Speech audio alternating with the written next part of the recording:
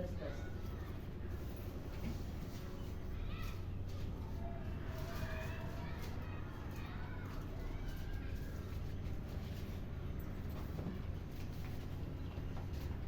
नहीं पढ़ती हूँ आप लोगों के लिए।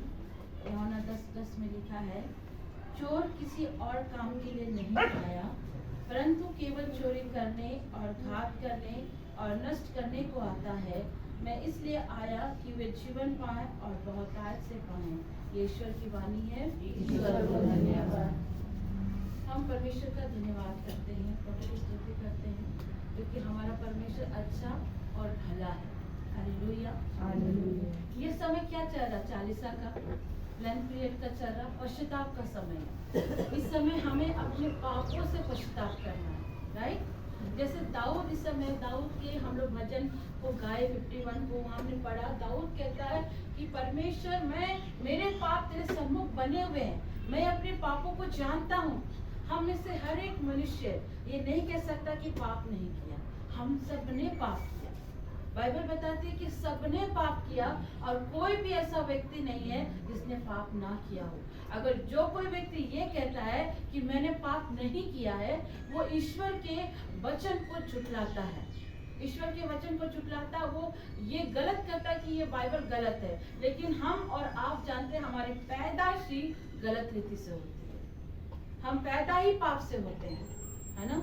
ईश्वर का वचन कहता है कि पहला आदम मृत्यु को लाया और दूसरा आदम यानी प्रभु क्रिस्त वो क्या को लाए? जीवन को लाए। प्रभु की स्तुति हो, प्रभु की महिमा हो। आप इस पश्चाताप काल में अपने आप को समझिए। क्या आप अपने आप में आप हम्बल हैं? आप अपने आप में क्या नम्र हैं प्रभु के सामने? क्या आप अपने आप में प्रभु के सामने दीन हुए हैं? इस पश्चाताप काल में आप अपने आप को नोटिस करिए और मुझे बताइए, क्या आप प्रभु के सामने दीन हुए हैं? क्या आप प्रभु के सामने अपने आप को हम्बल किए हो? इस चालीसा काल में मुझे बताइए। ये जो चालीसा काल आपके साथ गुजरा, इस चालीसा काल में क्या आप अपने आप को परमेश्वर के सामने नम्र किए? क्या आप अपने परिवार के सामने आप नम्र हुए? क्या आपके मुंह से गाली देना बंद हुआ? क्या आपके मुंह से दूसरों के प्रति नेगेटिव बात बोलना बंद हुआ? क्या आप अपने जीवन में गुस्सा को कंट्रोल कर पाए? इस चालीसा काल का मतलब क्या है? पश्चाताप काल का समय। ये चालीसा में हम पश्चाताप करते हैं और ये पश्चाताप सिर्फ लेंथ पीरियड तक नहीं होना चाहिए, इसके बाद भी होना चाहिए। प्रभु की स्तुति हो, प्रभु की महिमा हो। एक मसीह व्यक्ति, एक क्रिस्त व्यक्ति के जीवन में नम्रता होना बहुत जरूरी है। एक क्रिस्त व्यक्ति के जीवन में दया होना बहुत जरूरी है। अगर आपके अंदर नम्रता नहीं है, दया नहीं है, अपने पत्नी के प्रति, अपने बच्चों के प्रति या अपने घर के किसी भी सदस्य के समूह आपके अंदर प्यार नहीं है, आप क्षमा करने का दिल नहीं रखते हैं, आप किसी के ऊपर अपना गुस्सा को कंट्रोल नहीं कर सकते हैं, तो क्या आप वाकई में क्रिस्त हैं? अपने आप अपने जीवन को टटोल कर देखिए। बाइबल का वचन बताता है, हम ऐसे एक सामरी मनुष्य से मिलते हैं जिसको एक व्यक्ति गिरा पड़ा होता सड़क पर, चोर डाकू ने उन्हें मार कर गिरा दिए। कई याजक आए, कई लोग गए, लेकिन उस डाकू का मार खाया व्यक्ति तो उस पर किसी ने नहीं दया किया। वो सामरी व्यक्ति कौन था? वहाँ पर प्रभु थे। वो आकर के उस घायल व्यक्ति को उठाते हैं, उसके ऊपर दाखरस को मलते हैं और उसको ले जाकर सराय पर छोड़ते हैं और सराय के मालिक से कहते हैं कि तू इसकी सेवा टहल कर और जो भी पैसा लगेगा मैं आके फिर से उसे भर दूंगा। ये लिखा है ना वचन में? लिखा है कि नहीं लिखा है? लूका 10 का हम लोग 33 में पढ़ते हैं। आप अगर क्रिस्त हैं, आप चालीसा काल में इस समय अगर फास्टिंग कर रहे हैं और आपको अपने गुस्से पे कंट्रोल नहीं है, जुबान पर कंट्रोल नहीं है, तो आपका फास्टिंग व्यर्थ है। आप अगर जुबान से अभी भी नेगेटिव बोलते हो, आप एक दूसरे को क्षमा नहीं कर पाते हो, प्यार नहीं कर पाते हो, तो फिर कोई फायदा नहीं। अगर आप सचमुच क्रिस्त हैं तो सबसे पहले आपके अंदर परमेश्वर का प्रेम उमड़ेगा। आपके अंदर वो भावनाएं आएंगी कि आपके साथ किसी ने गलत भी किया, चलो यार कोई बात नहीं, उसने गलत किया, हम उसे माफ करते हैं। हाँ, माफ करना है पर डिस्टेंस भी मेंटेन करना है। Hallelujah, hallelujah. इंसान का ज्ञान, इंसान का नॉलेज आज उसको खुद क्या न्याय बना दे रहा। इतना ज्यादा नॉलेज होने के चलते वो खुद में अपना जजमेंट, अपना जज करने वाला व्यक्ति बन गया। आज लोगों के पास ज्ञान बहुत है, नॉलेज बहुत है। आप छोटे से बच्चों से पूछोगे ना, कंप्यूटर का पूरा डिटेल बताओ, पूरा डिटेल बता देगा। आपको जितना फोन चलाने नहीं आता, उससे ज्यादा आपके बच्चे एक्सपर्ट होंगे। इस चीज को ध्यान दीजिएगा। ज्ञान क्या कर रहा है, उसको न्यायी बना दे रहा है। और न्यायी बनाने के चलते क्या हो रहा है, आज हम लोग अपने परिवार के साथ रूढ़ व्यवहार करते हैं, एकदम गलत व्यवहार करते हैं। इतना ज्यादा नॉलेज, आज देखिए अधिक फोन चलाते रहिए, फोन का इम्पार्टेशन आपके अंदर होगा। पत्नी आपको खाना के लिए पूछेगी तो आप चिड़ से फेंक दोगे। अरे तुमको दिखता नहीं है क्या मैं अभी समय गेम खेल रहा हूँ? तुम्हें दिखता नहीं है क्या मैं फोन में व्यस्त हूँ? तुरंत ये देखिए क्या बना रहा, ज्ञान आपको रूढ़ बना दे रहा। आप बिहेव क्या कर रहे हो? पहले जमाने में ऐसा नहीं था। हमें बिलीव करते नाना नानी लोग के समय में, दादा दादी के समय में ऐसा नहीं था। उस टाइम इस तरह के फोन्स नहीं थे। लोग एक दूसरे की इज्जत करते थे, आदर करते थे। आज देखिए हद से ज्यादा फोन के एडिक्शन के चलते हम अपने पेरेंट्स से कैसे बात करते हैं, हम अपने हस्बैंड से कैसे बात करते हैं, अपनी वाइफ से कैसे बात करते हैं। हाँ, वो फोन का गंदा, जो फोन के अंदर से जो एविल स्पिरिट इम्पैक्ट कर रही है, वो आपके ऊपर भी कर रही है। हाँ, आप ड्यूटी से आते हो, आप काम करके जगह से लौटते हो, आप अपने परिवार के साथ खाना बैठते हो और साथ में मोबाइल चलाते रहते हो। ये क्या उचित है? क्या आप समय दे रहे हो? क्या आप क्रिस्त जिंदगी में आपको शोभा देता है? आज मैं अधिकतर घरों में जाती हूँ, अधिकतर घरों में देखा, मैं अपने घर में भी देखी हूँ। मैं दूसरों के घर की क्या बात करूँ, मैं अपने घर पर भी देखी हूँ। खाना खाते बैठते बस फोन चलता है, फोन चलता है खाते वक्त में। कई बार ये हैबिट मुझे भी लग गई थी, मैं सच्चाई से बोल रही हूँ, मुझे भी लग गई थी। लेकिन परमेश्वर के आत्मा ने कहा ये गलत है, ये गलत है। क्या है, खाते वक्त हम परमेश्वर से प्रार्थना करते, जब हम खाने के टेबल पे बैठते हैं, जब ये समय जो कल मॉन्टी थर्सडे पढ़ने वाला है, प्रभु एक दिन क्रूस पर जाने से पहले अपने चेलों के साथ बैठे थे रोटी तोड़ने के लिए। बैठे थे कि नहीं बैठे थे प्रभु भोज की रोटी लेने? तो क्या उस समय प्रभु फोन चला रहे थे? फोन चला रहे थे? प्रभु ने क्या हुआ, प्रभु जो परमेश्वर का बेटा मनुष्य के रूप में आया और उसने अपने वस्त्र को तारा, कमर में बांधा और हर एक चेलों के पैर धोए। इतना प्रभु नीचे गिर गए। आज हम किसी का पैर धोने से हिचकिचाते हैं। हमारे आदिवासी ट्रेडिशन में हाथ धुलाना है, राइट भाभी, हाथ धुलाना। आज हम उसको भी खोते जा रहे हैं, उसको भी खोते जा रहे हैं। हाँ, बाइबल को देखिए, प्रभु जो जीवित परमेश्वर है, वो एक परमेश्वर होने के चलते चेलों का पैर धोए। लेकिन आज हम भोजन टेबल पे भोजन में बैठते हैं तो हम क्या करते हैं, फोन में घुसे रहते हैं, टीवी में घुसे रहते हैं। खाने के टेबल में जब आप बैठते हो, आप दुआ करते हो, आप परमेश्वर को बुलाते हो, हाँ, मदर मैरी को ऑनर करते हो, और उसके बाद फोन में लग जाते हो। तो आप क्या ऑनर कर रहे हैं? आपके टेबल में प्रभु भी तो आपके साथ भोजन करने बैठा है, प्रभु भी तो बैठा है आपके साथ में। हम लोग बोलते हैं ना, ये हमारे पिता, हाँ, तो जो स्वर्ग में है, हाँ, तेरा नाम पवित्र माना जाए। विनती करते हैं कि नहीं करते हैं? जब आप खाने के टेबल में बैठते हैं ना, उस समय प्रभु भी आपके साथ बैठता है और प्रभु भी वेट करता है। मैंने अनिल कांत का एक मैसेज पढ़ा था और वो मैसेज मेरे हृदय को छुआ कि जब हम खाने के टेबल में भी बैठते हैं, वहाँ पर भी प्रभु बैठते हैं हमारे साथ बैठते हैं, और वो आपसे बातचीत करना चाहते हैं। भले आप उनको अपने संसारिक आंखों से नहीं देख पा रहे, पर स्पिरिचुअल वे में ईश्वर पिता आपके साथ है। स्पिरिचुअल वे में परमेश्वर पिता आपके टेबल में बैठे हैं, वो आपसे बात करना चाहते हैं। जब आप उस टेबल में खाने बैठते हो, परमेश्वर आपके साथ बैठता है, परमेश्वर आपके साथ बोलना चाहता है, आपसे बातचीत करना चाहता है। लेकिन हम वो नहीं करते हैं। हम तो गुस्सा से, अगर घर में लड़ाई हो गया तो जबरदस्ती लाके पति के सामने थाली पटक देते हैं। लो जी खाओ, खाना है तो खाओ, नहीं खाना तो कोई मतलब नहीं, मेरा क्या जाता है। हाँ? जब गुस्सा हो जाते हैं तो खाना का थाली पटक देते हैं। हाँ? अब बच्चे लोग जब गुस्सा होते हैं, नहीं खाऊंगा मम्मी, मुझे भूख नहीं है, बस गुस्सा दिखा देते हैं, रूम बंद कर देते हैं। माँ बेचारी मनाते मनाते थक जाती है, थक जाती है। ये क्या है?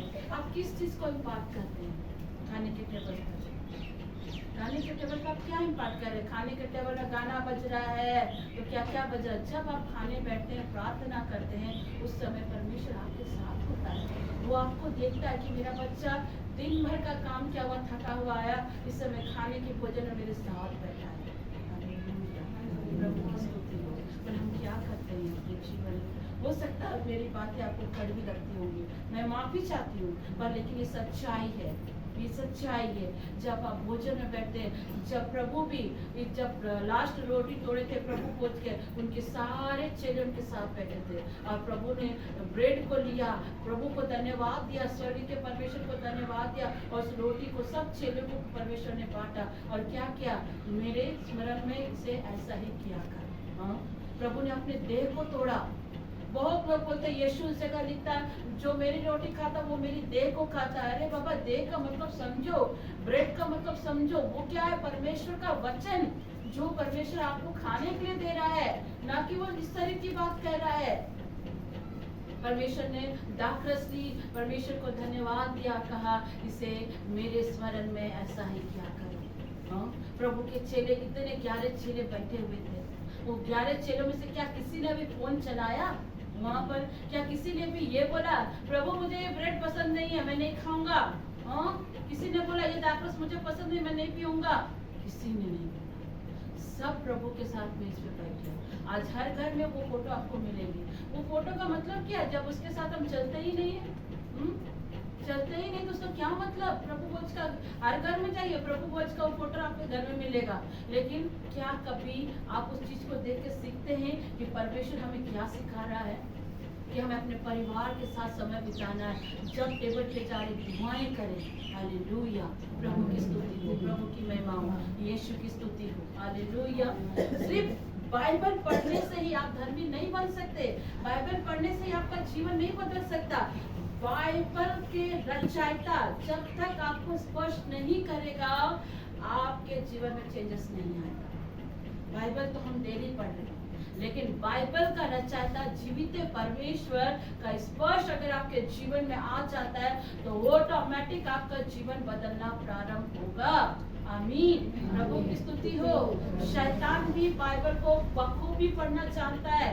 शैतान बाइबल का एक एक शब्द को जानता है, क्योंकि वो एक टाइम प्रभु के करीब था, उसको सब कुछ मालूम है, लेकिन फिर भी वो सच्चाई को एक्सेप्ट नहीं करता है। और शैतान क्या करता है? उसी पॉइंट को लेके आपके जीवन में काम करता है। क्या जब प्रभु क्रिस्त को शैतान लेकर गया था फास्टिंग के दौरान उस पहाड़ पर कंगूरे पे चढ़ाकर, क्या कहा? यीशु इससे कह पत्थर को कि रोटी बन जाए, क्योंकि तेरे विषय में लिखा है तू जीवित परमेश्वर का पुत्र है। तो क्या प्रभु ने कहा कि पत्थर रोटी बन जाए? नहीं, उन्होंने क्या कहा?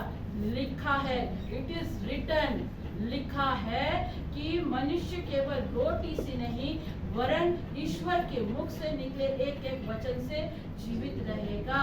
आमीन, आमीन। वचन को पढ़ना है, लेकिन वचन को पढ़ने से ज्यादा आप उससे रिश्ता बनाइए। जो इस बाइबल का ऑथर है, जो रचयिता है, जो परमेश्वर है। मैं खुश हूँ, मैं आनंदित हूँ। महिला दिवस में जब मेरी बहनों ने बताया कि वो अपने घर में बाइबल पढ़ती हैं, उनके पति लोग भी बाइबल पढ़े, मैं बहुत आनंदित हुई। लेकिन अब इससे ज्यादा उस रचयिता को भी समझना है जिसने इसे लिखा है। Hallelujah, hallelujah. और जब परमेश्वर आपको स्पर्श करेगा ना, तो आपके अंदर क्या आएगा? मर्सी, इट मींस दया, जो एक क्रिस्तीय जीवन में होना बहुत जरूरी है। आपके अंदर दया होना बहुत जरूरी है। परमेश्वर का स्पर्श पाया हुआ व्यक्ति अंदर से प्रेम आता है। जब एक व्यक्ति प्रभु उसको टच करते हैं, प्रभु जब उसको स्पर्श कर लेते ना, उसके अंदर वो प्रेम आ जाता है, वो दया आ जाता है, वो क्रोध कम हो जाता है, हर एक चीज परमेश्वर जब स्पर्श करता। शाऊल को देखिए, प्रेरितों के कार्य में एक्ट ऑफ अपोस्टल में संत पौलुस, जो एक टाइम साउल था, वो क्या किया था? प्रभु के लोगों को मरवा डालता था, उसके मर्डर में वो सम्मिलित होता था, क्योंकि वो यीशु को नहीं जानता था। वो सारे रीति विधि कस्टम हर एक चीज को जानता था। वो बोलने से इतना बड़ा ज्यादा नॉलेज व्यक्ति था। प्रभु के 11 चेलों में सबसे ज्यादा पढ़ा हुआ वही था। वो रोमी भी था, वो इब्रानी भी बोलता था, वो हर एक चीज को जानता था, लेकिन वो क्रिस्त को ही नहीं जानता था। लेकिन जब प्रभु क्रिस्त उन्हें दासमिक में जाकर मिले और उन्होंने कहा, हे शाऊल, तू मुझे क्यों सताता है? जब शाऊल दासमिक को जा रहा था, क्रिस्तीय भाई बहन को पकड़कर बंदी में डालने के लिए उस समय प्रभु ने उनसे मुलाकात करी और क्या कहा, हे शाऊल तू मुझे क्यों सताता है। तब शाऊल ने क्या कहा, प्रभु आप कौन हैं। वो कहता मैं यीशु हूँ जिसे तू सताता है। मालूम है जब आपके ऊपर कोई टॉर्चर करता है ना, इट मीन यीशु मसीह पर टॉर्चर हो रहा है। आप जब रोते हैं ना, आपके रोने से पहले यीशु के आंसू गिरते हैं। एक रिट्रीट गोलमुरी में हो रहा था, सन जोसेफ में कोई दूसरे चर्च वाले घर रहते, तो मैं उस गई थी लास्ट डे के रिट्रीट में। परमेश्वर ने मुझे अंदर से प्रेरित किया कि मैं उस रिट्रीट पर जाऊं। कोई बाहर से एक प्रोफेट आए थे और वहाँ पर हमारे भाई शशि उराव जो बायर टीम गोस्पा में गीत लिखते हैं, उन्होंने गीत को गाया, हे अब्बा हे पिता तू मेरा पिता, अब्बा तू मेरा पिता, चोट मुझे लगे दर्द तुझे होता है, मेरे आंसू गिरे उससे पहले आंसू तेरे गिरते हैं। मतलब आपको कोई तकलीफ देता है, आपको कोई कुछ बोलता है ना, तो यीशु को बोलता है, यीशु को तकलीफ होता है। पता है आपको कोई टॉर्चर करता है, आपको कोई कुछ बातों को बोल जाता है ना, वो आपको नहीं कह रहा है, वो परमेश्वर को कह रहा है। क्योंकि पहला कुरिन्थी 3:16 के अकॉर्डिंग लिखा है कि आपका शरीर परमेश्वर का मंदिर है और परमेश्वर आपके अंदर निवास करता है। Hallelujah hallelujah. और वो जब कोई व्यक्ति आपको टॉर्चर करता है, कोई आपको सता रहा है, इट मींस वो परमेश्वर को सता रहा है। और यही चीज साउल कर रहा था, लेकिन साउल जब परमेश्वर से मिला उसका जीवन बदल गया। सबसे ज्यादा दुख शाऊल ही उठा करके जो आगे चलकर संत पौलुस बने, उन्होंने सेवा करी। जब परमेश्वर से किसी की मुलाकात होती है, जब परमेश्वर का स्पर्श आपके और मेरे जीवन में आता है, तो हमारे अंदर ऑटोमेटिक दया आती है, ऑटोमेटिक हमारे गुस्से पे कंट्रोल होता है, ऑटोमेटिक हमारी जुबान पर कंट्रोल होता है। अगर आप चर्च जा रहे हो, गिरजा जा रहे हो, प्रार्थना कर रहे हो, हर चीज कर रहे हो, लेकिन अपनी जुबान पर आप कंट्रोल नहीं कर पा रहे, तो कोई फायदा नहीं, कोई फायदा नहीं। मैं बराबर जुबान के विषय में कहती हूँ, इस जुबान में परमेश्वर ने बहुत ताकत दी है, बहुत ताकत दी है मेरी बहनों, मेरे माताओं। इस जुबान का इस्तेमाल सही करना। क्यों आज आपके घर में शांति नहीं है, क्यों आज अपने जीवन में बेबी ब्लेसिंग आप नहीं देख पा रहे, क्यों आज आपका विवाह नहीं हो पा रहा, क्यों आपको अच्छी नौकरी नहीं मिल पा रही, कहीं ना कहीं आपका जुबान कारण है। कहीं ना कहीं इस जुबान से हम गलत बातों को अंगीकार कर जाते हैं। जब परेशानी आती है तो हम गलत बातों को अंगीकार कर जाते हैं। जब देखते बच्चे नहीं सुधर रहे हैं तो उसको नालायक, तो बदमाश, तो चिचोड़ा पिचोड़ा, नाना प्रकार का वर्ड उसे बोल जाते हैं। नहीं, ऐसा नहीं करें। अगर बच्चा नहीं सुनता है, उसको बैठाइए, उसके माथे पर हाथ रखकर दुआ करें। अगर पति नहीं सुधर रहा है, पति का जीवन नहीं सुधर रहा है, आपको क्या करना, आपको परमेश्वर ने उसको सहायक बनाया, आपको प्रार्थना करना पीठ पीछे। जब आपका पति ड्यूटी से आता उसके लिए प्रार्थना करिए, ड्यूटी जाता तो उसके लिए प्रार्थना करो, अपने बच्चों के लिए प्रार्थना करो, एक सुरक्षा घेरा बनाओ। देखो परमेश्वर का दूत उसके जीवन में काम करता है या नहीं करता है। बाइबल बताता है हर एक के पीछे स्वर्गदूत लगे हुए, लेकिन जहाँ घर में थोड़ा टेंशन हो जाए, थोड़ी लड़ाई हो जाए, तो हमारे मुंह से अब शब्द शुरू हो जाते हैं, अब शब्द शुरू हो जाते हैं, गलत वर्ड बोलना शुरू हो जाते हैं। और कई बार संगति के कारण भी होता है, संगति के कारण भी हम लोग गलत शब्दों को अपने जीवन में इम्पार्ट करते हैं।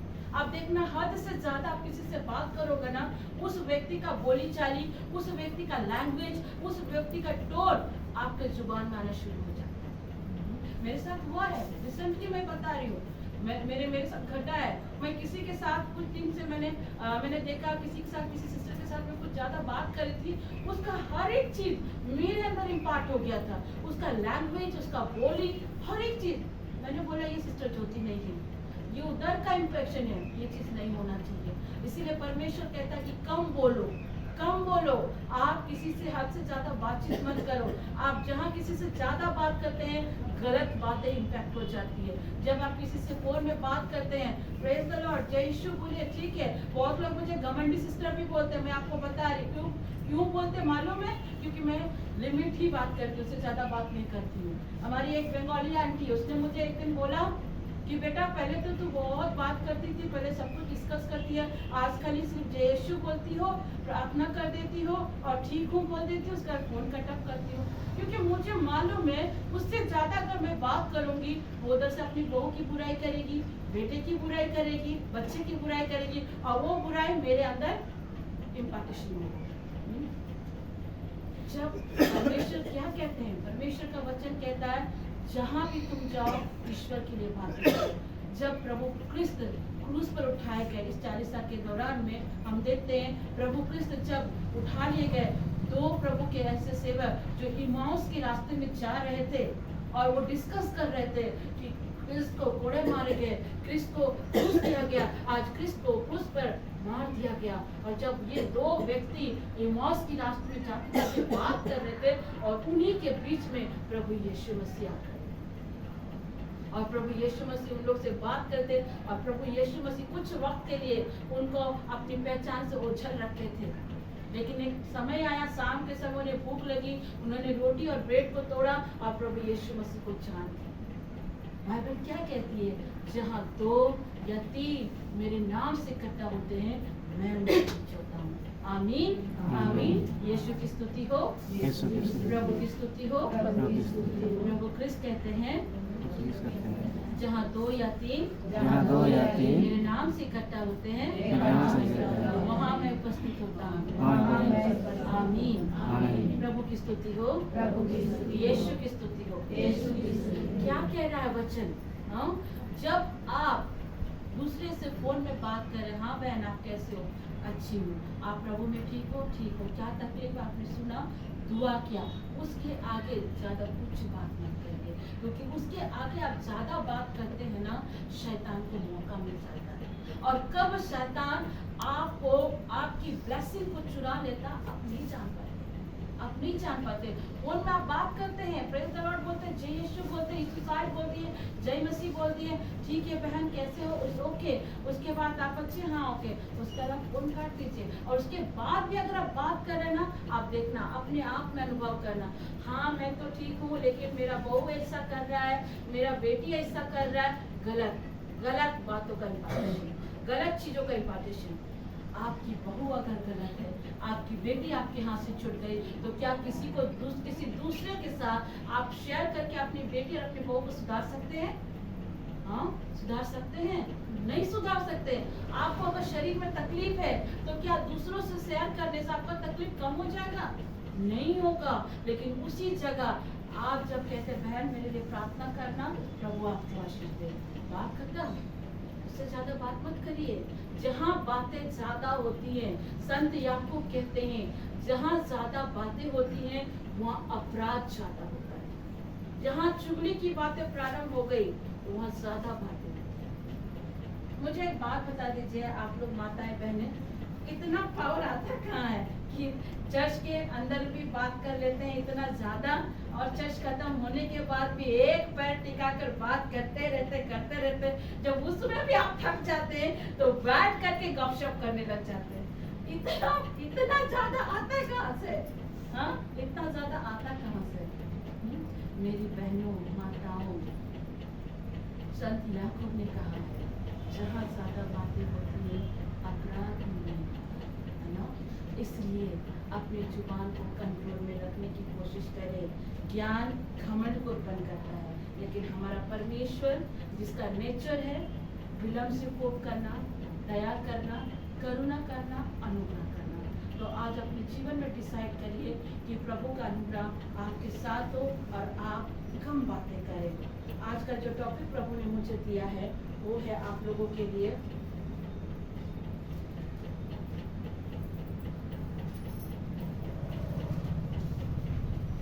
शैतान आपके सोच पर कब्जा करता है, लेकिन उससे हम मुक्ति कैसे पाएं इसे आज जानना है। Hallelujah, hallelujah. ये छोटी सी काउंसलिंग थी आप लोगों के लिए, जो मैंने आपको बताया कि इस 40 साल में अपने जीवन को दया से करेंगे, है ना। अब जो वचन है परमेश्वर ने आप लोग के लिए दिया वो है शैतान आपके सोच पर कब्जा करता है और उस सोच से हम कैसे मुक्ति पा सकते हैं, है ना। प्रभु की स्तुति हो। यीशु मसीह इस 40 साल काल में जब क्रूस पर चढ़ाए जा रहे थे उस समय यीशु मसीह के चेलों पर भी शैतान ने कब्जा कर बैठा था। जो हमेशा प्रभु यीशु के साथ रहते थे उनके साथ में भी शैतान ने काम किया। अगर हम इसको देखते हैं लूका रचित सुसमाचार अध्याय 22 की 3 और 6 में लिखता है कि शैतान यहूदा इस्करियोती के अंदर समाया जो 12 चेलों में गिना जाता था, जो खुदा के बेटे यानी प्रभु परमेश्वर पिता परमेश्वर के बेटे यीशु मसीह को पकड़ाए। हम यही जानते हैं ना, यीशु को किसने पकड़ाया? यहूदी इस्करियोता, है ना, जो प्रभु का चेला था। देखिए शैतान उसके अंदर कैसे काम किया। आज इन बातों को अगर आप समझ लिए तो आप बहुत चीजों से रिलीज पाओगे, बहुत चीजों से। हर व्यक्ति गलती करने के बाद पछताता तो जरूर है, लेकिन कुछ लोग गलत करने के बाद अपनी जिंदगी को खत्म करते हैं। कुछ व्यक्ति गलती करते हैं और पछताते हैं, लेकिन कुछ ऐसे लोग होते हैं जो गलती तो करते हैं लेकिन गलती करने के बाद अपनी जिंदगी को ही खत्म करते हैं। कुछ ऐसा ही प्रभु के चेलों के साथ भी हुआ। आज हमें भी इन चीजों से सीखना है। गलतियां हर एक से होती है, ऐसा नहीं कि गलती किसी से नहीं होती। हाँ, गलतियां हर एक जन से होती है, लेकिन क्या आप गलती करने के बाद पछताते हैं या अपनी जिंदगी को समाप्त करते हैं? यहाँ पर देखते हैं कि गलती सबसे हुई। यहाँ यहूदा स्मृति जो मत्ती के 27 के 1-5 में पढ़ते हैं, जब यहूदा ने देखा उसने यीशु को पकड़ाया तो उसे अपनी गलती का एहसास हुआ। यहूदा स्मृति मात्र 30 चांदी के सिक्कों के चलते प्रभु को पकड़ाया। पता है क्यों? यहूदा एक चोर था। उसका नेचर चोरी करने का नेचर था। वो जितना भी दान की थैली आती थी ना, जितना भी प्रभु कृष्ण वो दान की थैली आती थी, प्रभु जानता था कि उसका नेचर ही वैसा है, उसका नेचर ही वैसा। उस दान की थैली से भी वो पैसा चुराता था, वो काम करता था। प्रभु सब कुछ जानते थे, लेकिन प्रभु फिर भी उनको अपने साथ रखे थे। अब यहूदा स्मृति जिसने प्रभु यीशु मसीह को पकड़ाया, और जब यहूदा स्मृति को ये पता चला कि मैंने एक निष्कलंक निर्दोष व्यक्ति को पकड़ाया, तो उसे एहसास, उसने पश्चाताप किया। और पश्चाताप करने के बाद क्या किया उसने? जा करके अपने आप को और फांसी लगाने के बाद क्या हुआ? उसकी पेट की सारी अतड़ियां उखाड़ी। मैं बिलीव करती हूँ शैतान देखिए कैसे एक व्यक्ति के सोच पर कब्जा कर रहा है। यहाँ पर ध्यान देना, शैतान कैसे एक व्यक्ति की सोच पर कब्जा कर रहा है। यह तो स्मृति से गलती हुई, उसने पछतावा किया, वो चाहता प्रभु से माफी मांगता, उसने रिपेंट किया अपनी गलती को। उसने ये कहा कि मैंने एक निर्दोष व्यक्ति को क्या किया? पकड़वाया। उसने गलती करी, उसने पछतावा किया। लेकिन जब ये पछतावा किया तो क्या रियल में पछतावा किया था? नहीं किया था। मैंने क्या कहा? कुछ लोग गलती करते हैं, गलती से पछतावा करते हैं, और कुछ लोग गलती करते हैं और अपनी जिंदगी को समाप्त कर देते हैं। इस बंदे के ऊपर इतना शैतान ने कब्जा कर लिया, इतना उस बंदे के अंदर में नेगेटिव बातें आ गई कि उसने गलती को मानने के बाद अपनी जिंदगी को खत्म कर दिया, सुसाइड कर लिया उसने। कई बार हम और आप भी कुछ ऐसा ही करते हैं। देख रहे हैं इतने सालों से बच्चा नहीं हो रहा, लोग नेगेटिव बोले जा रहे, नेगेटिव बातों को बोल रहे, हम सुन सुन के नेगेटिव को सुन के अपने अंदर क्या पैदा कर रहे हैं? नेगेटिविटी को। क्योंकि हमें डिनाई करनी नहीं आता है। हम देख रहे हैं मेरा पति नहीं सुधर रहा है, लोग बोलते जा रहे हैं मेरा पति नशा करते जा रहा है, गलत स्त्री के साथ संबंध बनाए हुए हैं, और हम उसकी नेगेटिव बातों को सुनते यहाँ पर बैठ गए और नेगेटिव चीजों को अपने जीवन में फॉलो करें, और इन्वायरमेंट भी उस तरह से हो जा रहा है। आप संगति कैसे कर रहे हैं ये भी इम्पोर्टेंट है। ठीक है ना? क्या हो गया? 10 साल हो गया बच्चा नहीं हुआ, क्या हुआ? 15 साल हो गया बच्चा नहीं हुआ, तो क्या हो गया? परमेश्वर ने मुझे अभी तक बच्चा नहीं दिया, तो क्या मेरी जिंदगी खराब हो गई? क्या मेरी जिंदगी नष्ट हो गई? आपको कोई अधिकार नहीं है कि आप अपने शरीर को नष्ट करो। पहला कुरिन्थी 3:16 में लिखा है, you are a temple of the God. आप परमेश्वर के मंदिर हो। You are a temple of the God. आपको कोई अधिकार नहीं है कि आप अपने शरीर को नाश करें। इस तरह के नेगेटिव बोलने वाले विचारों को जो लोग आपके लिए बोलते हैं, आपकी पत्नी और आपके बच्चे के लिए बोलते हैं, जो आपकी बीमारी के लिए बोलते हैं, उसको डिनाई करना सीखो, उसको नकारना सीखो।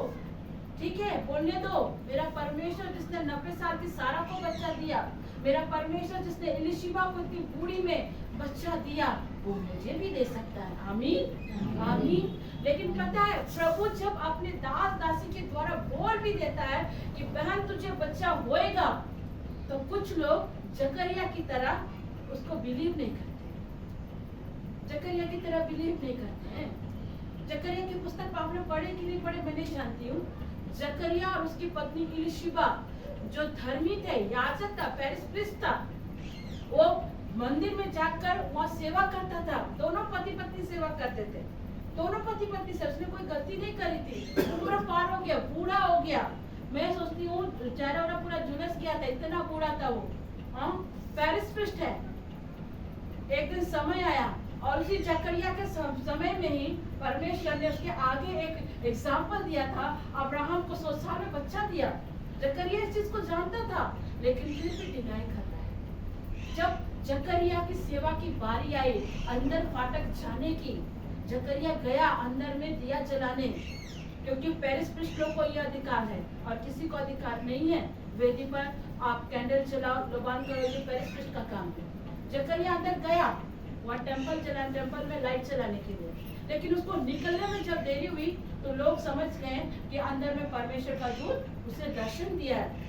जकरिया से जब प्रभु के दूत उससे मिलते और कहते हैं कि जकरिया तुम्हें और तुम्हारी पत्नी को परमेश्वर एक बच्चा देने जा रहा है, उसका नाम यूहन्ना होगा, वो प्रभु के मार्ग को सीधा करेगा। अब जकरिया देखो वो क्या कहता है, मैं कैसे विश्वास कर लूं कि मुझे बच्चा होगा, मैं तो इतना बूढ़ा हो गया हूँ, मेरी पत्नी बूढ़ी हो गई है, उसका मेंस्ट्रुएशन डेट भी पार हो चुका, बूढ़ी हो गई, कमर झुक गया है, लाठी लेकर चल रही है, मैं खुद लाठी लेकर चल रहा हूँ, मैं कैसे विश्वास करूंगा बच्चा आएगा। जबकि उसके पहले एक एग्जाम्पल प्रभु ने दिया, अब्राहम को 100 साल में बच्चा दिया, उससे पहले है ना, अब्राहम के बाद जकरिया आया है, अब्राहम पहले आया है। मैं क्या कह रही हूँ, कई बार प्रभु आपसे अपने दास और दासी के द्वारा बात करता है, आपको बता देता है समस्या का सॉल्यूशन, लेकिन जकरिया की तरह हम विश्वास नहीं करते हैं, जकरिया की तरह हम यकीन नहीं करते हैं।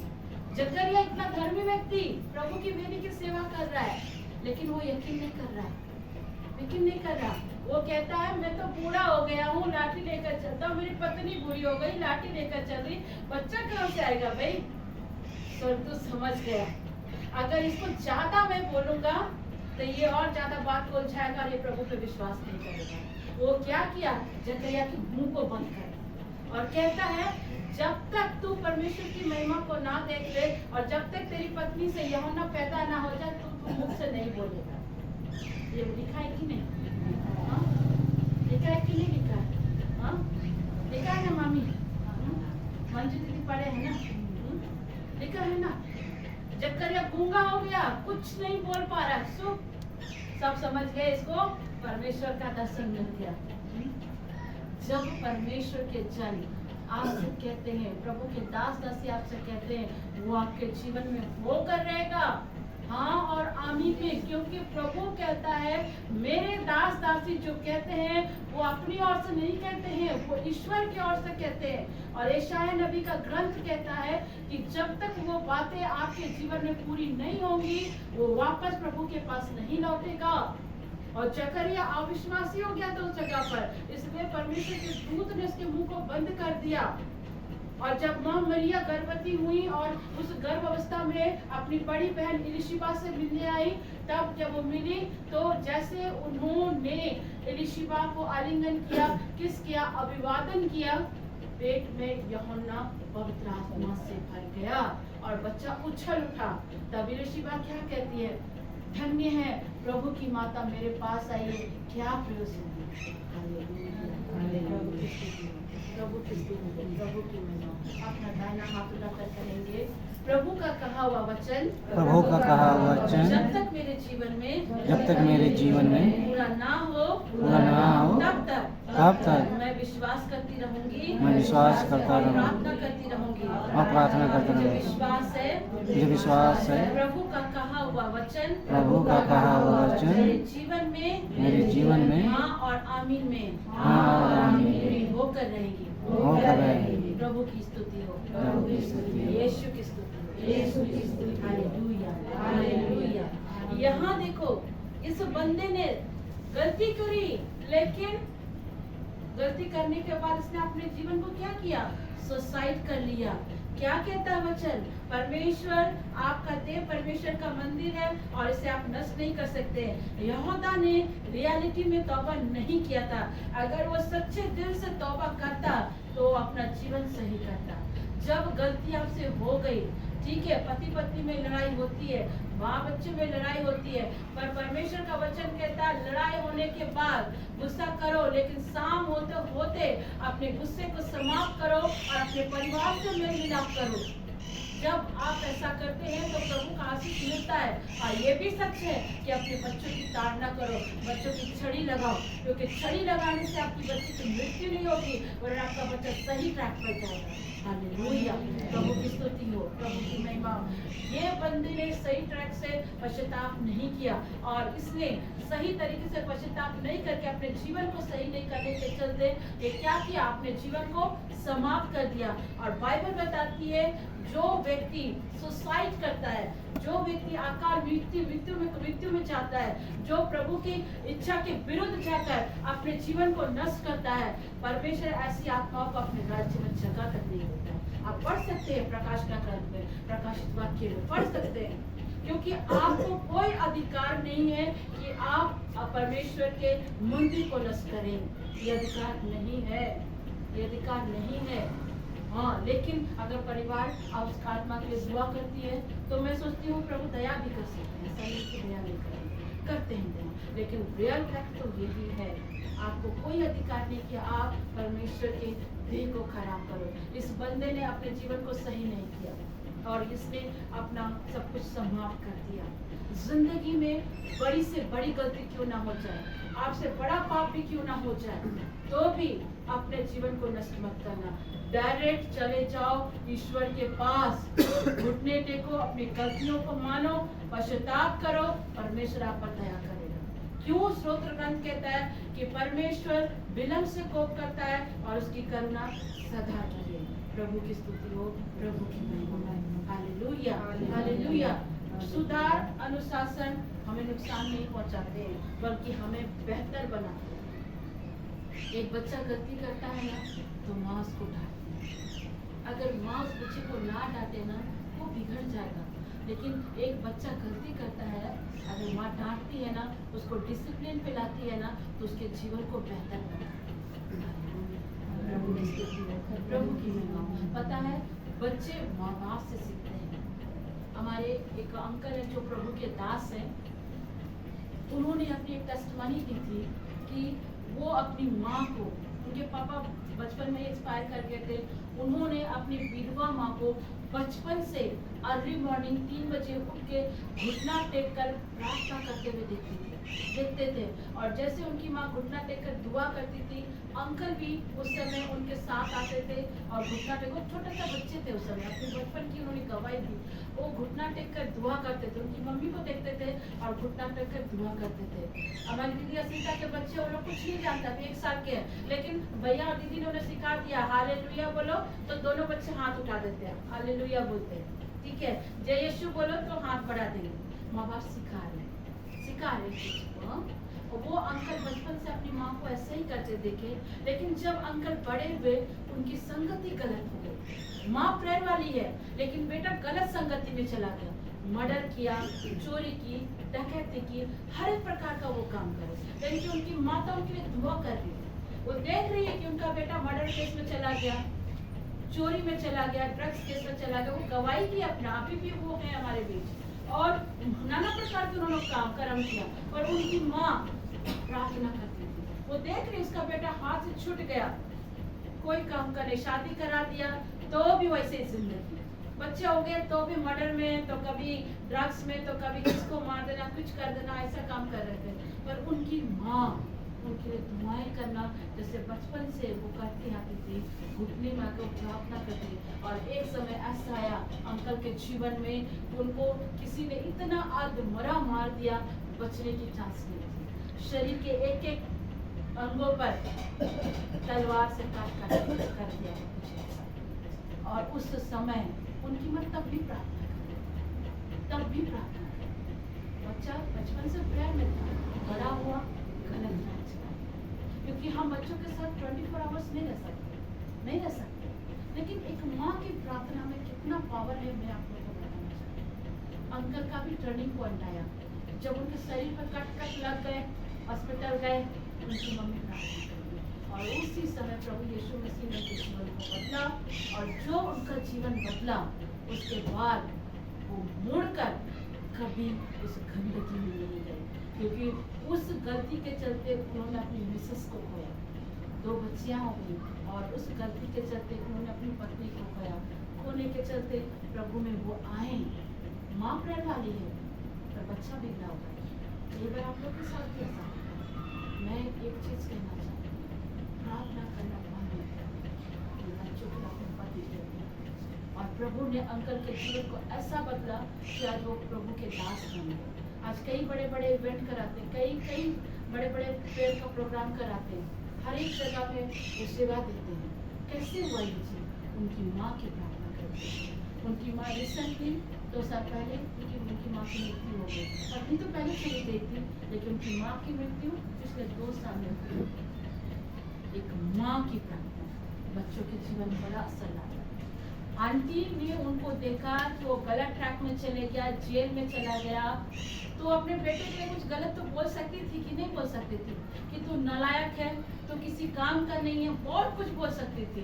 पर उन्होंने एक अच्छा शिक्षा दिया, मेरा बेटा प्रभु का दास बनेगा तो बनेगा, यही उनके जुबान में था। और यही चीज वो प्रार्थना में अंगीकार करती थी। वो देखती थी कि उनका बेटा जेल में चला गया, वो देखी उनके बेटे ने मर्डर किया, उन्होंने देखा कि उनका बेटा ड्रग्स के मामले में जेल हो गया, लेकिन फिर भी वो उन्होंने अपने मुंह से अंगीकार करती थी कि मेरा बेटा प्रभु का दास बनेगा। प्रभु की स्तुति हो, प्रभु की महिमा। Hallelujah, hallelujah. संत मोनिका के विषय में आप लोग सबने डिस्कस किया था, कैसे ऑगस्टीन भी बहुत बिगड़े हुए थे, लेकिन संत मोनिका ने अपने बेटे के लिए कितनी प्रार्थना की, और वो प्रार्थना के चलते आज हम लोग मदर्स डे को भी मनाते हैं ना। सही कह रही हूँ कि नहीं कह रही हूँ? देखिए मैं दूसरे चर्च से हूँ, लेकिन मेरी शादी कैथलिक बैकग्राउंड में हुई, लेकिन जहाँ तक मैंने स्टडी किया इन चीजों को, मैंने जाना है एक माँ की दुआ। अगर आपका बच्चा बिगड़ा है, आपका पति बिगड़ा है, नेगेटिव बोलना बंद कर दो, उसके लिए पॉजिटिव ही बोलो। मेरा बच्चा परमेश्वर का देन है, मुझे पति परमेश्वर ने दिया है, परमेश्वर अपने समय में सब चीजों को ठीक करेगा। प्रभु की स्तुति हो, प्रभु की महिमा हो। पश्चाताप करना सीखिए और अपने जुबान से सही बातों को बोलना सीखिए। सुधार, अनुशासन हमें नुकसान नहीं पहुंचाता है। हाँ, अस्वाभाविक व्यवहार को बदलना हमारे जीवन के लिए बहुत इम्पोर्टेंट है। सबसे पहले अपनी जुबान को सही करें, अपने परिवार के प्रति प्रेम दिखाएं, अपनी पत्नी को आदर दीजिए, अपनी माँ को आदर दीजिए, अपने बच्चों से प्रेम करें। आपका बच्चा बिगड़ा हुआ तो भी अपने बच्चे से प्रार्थना करें और उसके लिए दुआएं करें। हालेलुया, प्रभु की स्तुति हो, प्रभु की महिमा।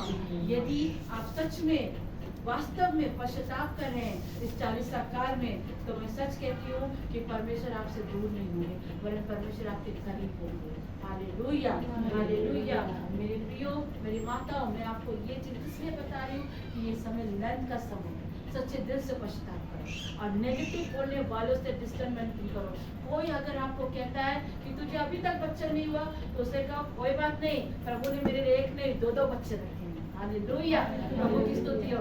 कोई बात नहीं, अगर बच्चा सही नहीं है तो उससे अगर आपको कोई बोल देता है ना, अरे कोई बात नहीं, मेरा बेटा अभी नहीं सुधर तो क्या, आने वाले समय मेरा बेटा पादरी बनेगा, फादर बनेगा, ब्रदर बनेगा, प्रभु की सेवा करेगा। जुबान से सही बोल के तो देखो, बोल करके देखो, प्रभु करता है कि नहीं करता। हाँ, वो करता है कि नहीं करता।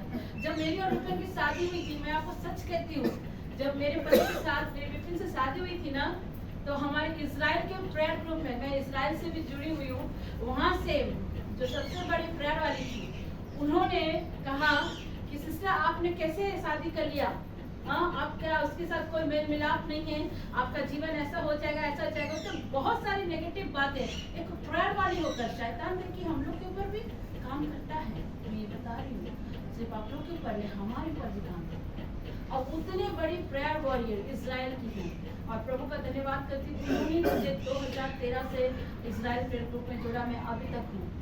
उन्होंने मेरी शादी के फोटो सब देखने के बाद पता नहीं विपिन के लिए उन्होंने प्रेयर किया था और उन्होंने मुझे कहा तुमने सही पति नहीं चुना है, तुम्हारा प्यार जीवन खराब हो जाएगा, सब कुछ ऐसा बहुत कुछ उसने बोला। तो मुझे भी उत्तर देना चाहिए था ना कि आप कैसे बोल दे रहे हैं, क्या बोल दे रहे हैं। मैं रो सकती थी, मैं कुछ भी कर सकती, दुख लगता, मैं कुछ भी बोल देती, लेकिन पता है उस समय मैंने ऐसा नहीं किया। मैंने उनकी सब बातों को सुना और सुनने के बाद मैंने ऐसे कहा कि दीदी प्रेज़ द लॉर्ड। ईश्वर से विपिन का, मेरा और विपिन का रिश्ता किसी मनुष्य ने नहीं तय किया, परमेश्वर ने जोड़ा है और जिसे परमेश्वर ने जोड़ा है उसे मनुष्य अलग ना करे। मैंने फर्स्ट बात उन्हें ये कही। दूसरी बात मैंने उनसे कहा, मैंने कोई उसे भागकर शादी नहीं की है, मैं बाकायदा अपने परिवार के सम्मुख, पिता परमेश्वर के सम्मुख, संतों के सम्मुख में रख करके मैंने साक्षी दिया और उसे अपना पति माना, करार किया है, जीवन भर के लिए करार किया। आपने जो कहा मैं आपके प्रेम से मैंने किया। देखिए लोगों को नेगेटिव बात को डिनाई करना कैसे सीखना चाहिए। उन्होंने बहुत कुछ बोला हुआ इसमें, लेकिन मैंने उनकी हर जवाब को बड़े तरीके से दिया, वचन के साथ। मैंने उससे कहा कि परमेश्वर ने जोड़ा है, मनुष्य से अलग न करे, और विवाह का बिछौना निष्कलंक है, और विवाह सब बातों में आदर के योग्य ठहरता है। हाँ, मैं आपसे ये उम्मीद नहीं करती कि आप मुझे ये करो, लेकिन मैं इतना जरूर कहती हूँ कि मैं आपकी हर कही हुई बातों को यीशु क्रिस्त के नाम से नकारती हूँ। मैंने ऐसा कहा, नकारती हूँ। God bless you. मैंने कहा गॉड ब्लेस यू। और ठीक आज शादी को हमारे 30 साल हो गए, और जब उन्होंने और मुझे, मेरे पति को, दोनों को सेवा के क्षेत्र में आगे बढ़ते हुए देखा, एक दिन उन्होंने मैसेज किया, सिस्टर आई एम सॉरी, मैं गलत हूँ, सिस्टर आई एम सॉरी, मैं बहुत खुश हूँ कि आप दोनों पति पत्नी प्रभु की सेवा में आगे हालेलुया, प्रभु की स्तुति हो। मैं क्यों समझा रही हूँ? अगर आपको कोई नेगेटिव होता है, शैतान उसके द्वारा अगर नेगेटिव बातों को बोल रहा है ना, उसको डिनाई करना सीखिए, उसको इनकार करना सीखिए। जब आप डिनाई करना सीख रहे हैं तो आप शैतान के विचारों से क्या हो रहे हैं? दूर हो रहे हैं, दूर हो रहे हैं। आप उसकी सोच से दूर हो रहे हैं और परमेश्वर आपके जीवन पर काम कर रहा है। अगर उस समय मैं जो इतनी बड़ी प्राण वाली, इतना जो वेश्याओं के बीच में, वहाँ पे जो सबसे ज्यादा वेश्या काम करते हैं उनके बीच में वो सेवा करती है, और कई एक वेश्याओं का जीवन उसने बदला। वो इतनी बड़ी प्रेयर वाली जो प्रभु के दर्शन में, वचन में बनी रहती, उन्होंने मेरे विषय में जब ऐसा किया तो शायद मेरे दिल को लगना चाहिए था। मैं भी रोती और मैं बोलती मैंने क्यों विपिन से शादी किया। हाँ, मैं उस समय बोल सकती थी मैं क्यों शादी की, मैं उससे लड़ जाती, मुझसे अलग हो जाती, डिवोर्स ले लेती, मैं यही करती। शैतान तो यही ताक में था ना, शैतान इसी ताक में था कि कैसे मैं अपने पति को छोड़ दूं। मैंने क्या कहा, शैतान कई बार अपने लोगों के द्वारा आपको डिस्टर्ब करता है, आपके ऊपर हमला करता है, लेकिन परमेश्वर का धन्यवाद हो, मैं प्रभु के पसंद में रहती हूँ बोलकर हर एक चीजों को परमेश्वर मेरे माइंड में नॉक करता है। कई बार आपके अपने लोग भी, अपने लोगों के द्वारा भी शैतान डिस्टर्ब करेगा, गलत बातों को बोलेगा। मैं अगर उस प्रेयर वाली की बात को सुन लेती, उस समय मैं अपने पति से लड़ाई करती, अपने घर वालों से लड़ाई करती और अपने पति को छोड़ देती, तो आज मैं क्या रहती? मेरा वैवाहिक जीवन सही नहीं रहता, और मैं जितना भी सेवा करती वो सेवा सफल नहीं होता, क्योंकि बाइबल में लिखा है अगर पति पत्नी एक नहीं होंगे तो कोई भी सेवा में आप सफल नहीं हो सकते, कोई भी सफल चीजों में आप सफल नहीं हो सकते। इसका पुख्ता उदाहरण हमारे हिमाचल की एक सिस्टर संध्या है, आज भी है, कभी प्रभु मौका दे तो उनको मैं ले आऊंगी। वो एक अन्य जाति लड़के से शादी करी, हालांकि वो भाई भी प्रभु यीशु मसीह को मानते हैं, और जब वो शादी करके उस हिंदू परिवार में गई, वो खुद एक क्रिश्चियन है लेकिन वो गई शादी हो करके, पर भाई प्रभु यीशु मसीह को मानते थे। एक कैथोलिक चर्च में उन्होंने शादी करी, पेरेंट्स सेकंड्स में थे, इसलिए लोग चुपके से गए कैथोलिक चर्च में शादी कर ली, और जब शादी की तो मुझे फोन करना, सिस्टर हमारे लिए प्रार्थना करी, क्योंकि फैमिली अगेंस्ट है। मैंने बोला परिवार से मत भागो, परिवार के पास जाओ, क्योंकि परिवार ही आपका सब कुछ है। वो लोग फिर घर गए, जब घर गए वहाँ पर उनके पेरेंट्स ने उन्हें इतने अपशब्द कहे, इतने गाली गलौज सब कुछ किए, और जो पंडित जो शादी करा रहा था, जिस भाई से दूसरी लड़की से शादी हुई थी, वो लड़की भी आके हमारी सिस्टर संध्या को बहुत रस की थी, बहुत सारे अपशब्द कहे थे। शादी को 1 महीना हुआ, और जब 1 महीना हो रहे तो उस समय मैं दिल्ली में ही थी, उस सिस्टर को इतना ज्यादा टॉर्चर हो रहा था, इतने बर्तन रो के मुझे सारी चीजें बता रहे थे। मैंने कहा जब किया है तो इन चीजों को फेस भी करो, पर एक दिन 1 महीना बीतने के बाद जब उनको बेबी ब्लेसिंग नहीं दिखा, ससुराल वाले, आप जानते हैं हिंदू फैमिली की मेंटेलिटी थोड़ी दूसरी होती है। बच्चे का जब असर नहीं दिखा तो घर वालों ने पंडितों को बुलाया। पंडितों ने उनका हाथ देखा, मैं आपको फैक्ट बता रही हूँ। पंडितों ने उनका हाथ देखा और कहा इसको बच्चा नहीं हो सकता है, इसकी पति की मृत्यु होने वाली है। एक पंडित ने कैसा बोला। अब ये लड़की जो प्रभु यीशु मसीह में है, इसको शैतान ने कैसे इसके विचार पर हमला किया। अब ये सोचिए, जहाँ भी पंडित लोग आते हैं ऐसा ही बोलते हैं, घर वाले भी बददुआ दे रहे, अब पति जिससे शादी करने आया तो वो भी बददुआ दिया, पूजा पाठ करा दिया, तंत्र विद्या करा दिया, बच्चा तो हो नहीं रहा। मेरे प्रिय, जादू टोना में अगर इतनी शक्ति होती ना तो आज भारत का तो कुछ और ही चीज हुआ रहता है। जादू टोना कुछ वक्त के लिए काम कर सकती है, हमेशा के लिए। उस बंदी ने जो प्रभु यीशु मसीह को मानती थी, प्रार्थना करती थी, बाइबल पढ़ती थी, एक दिन उसका दिमाग क्या हुआ, उसने अपने बेस्ट फ्रेंड जो ज्योतिषी थे, वो सबसे ज्यादा सर्वश्रेष्ठ था, कई एक मेडल लिया था, वो चीजों को उसने अपने ज्योतिषी दोस्त से शेयर की। तो उसके ज्योतिषी फ्रेंड ने कहा तो अपने हाथों के फोटो को खींच करके मुझे व्हाट्सएप कर दे, और उसने फोटो खींचा और अपने ज्योतिषी फ्रेंड को भेज दिया। भेजने के बाद वहाँ पर ज्योतिषी ने देखा और कहा कि संध्या, तुझे बच्चे का कोई नहीं है लकीर, और कुछ समय के बाद, मैंने कुछ दिनों के बाद तेरी पति की मृत्यु हो जाएगी, तू अपने पति को अपने से अलग कर दे। अब ये क्रिश्चियन बंदी, शैतान ने इसके मन को कब्जा कर लिया, रो रो के बुरा हाल कर दिया, और करके अपने पति पवन को बोली मेरे से अलग हो जाओ, उसको भेज दी दूर हिमाचल के दूसरे गाँव में। अब इसका पति इससे इतना प्यार करता है, वो बोले तो पंडितों की बात पे विश्वास करी, मैं तो हिंदू हूँ, फिर भी मैं तेरा प्रभु यीशु मसीह को विश्वास करता हूँ, लेकिन तू प्रभु यीशु मसीह को विश्वास करने वाली आज पंडितों और जोशी की बात पर विश्वास करके आज तो मुझे दूर कर रही है। हाँ? देखो यहाँ पर कैसे शैतान काम कर रहा है, कब्जा विचार पर। और उसने अपने पति को भेज दिया दूसरे गाँव में। उसके पति ने उसे कहा ठीक है मैं चला जाता हूँ, चला भी गया, और उसने अपनी पत्नी से कहा कि दीदी को फोन करो, जो दीदी को फोन करे। और उस समय जब वो मुझे कॉल करती, मैं उस समय ओटी में थी, ऑपरेशन थिएटर में थी, उसका कॉल मैं रिसीव नहीं कर पा रही थी। उसने इतने सारे वॉइस मैसेज मुझे भेजे, मैं अपने रूम में आकर जब उसके वॉइस मैसेज को सुनी तो मुझे बहुत जोर गुस्सा आया। इसलिए गुस्सा आया कि एक अन्य जाति अगर ये बोलता तो मैं इसे मान सकती थी, पर एक बिलीवर अगर ये बात कहे तो ये डाइजेस्ट नहीं होता। फिर उससे मैंने फोन लगाया, मैंने कहा आप किसे मानते हैं? उसने कहा यीशु मसीह। तो मैंने कहा अब्राहम के विषय में सुना? हाँ मैं जानती हूँ। एलिशबा के विषय में सुना? हाँ जानती हूँ। हन्ना के विषय सुना? हाँ जानती हूँ। तो फिर तुमने ये कैसे विश्वास कर लिया कि तुम्हें बच्चा नहीं हो सकता है? और तुम्हें ये किसने बता दिया कि तुम्हारी पति की मृत्यु हो जाएगी? मतलब वो रचयिता है तुम्हारा पति का? शौक हो गया। मैंने बोला अभी के अभी अपने पति को फोन लगाओ और उसे वापस बुलाओ। फिर घुटने में आकर के बोझ से प्रार्थना हुआ। प्रार्थना करते ही प्रभु ने मुझे कहवाया कि आने वाले मंथ में तू गर्भवती होगी और आने वाले समय में परमेश्वर तुझे एक बेटी देगा जिसका नाम राइचल होगा। प्रार्थना मैंने उस समय किया, प्रभु को सारी महिमा मिले, और उसने अपने पति को बुलाया, और ठीक जो समय प्रभु ने कहा था अगले ही महीना वो गर्भवती हुई।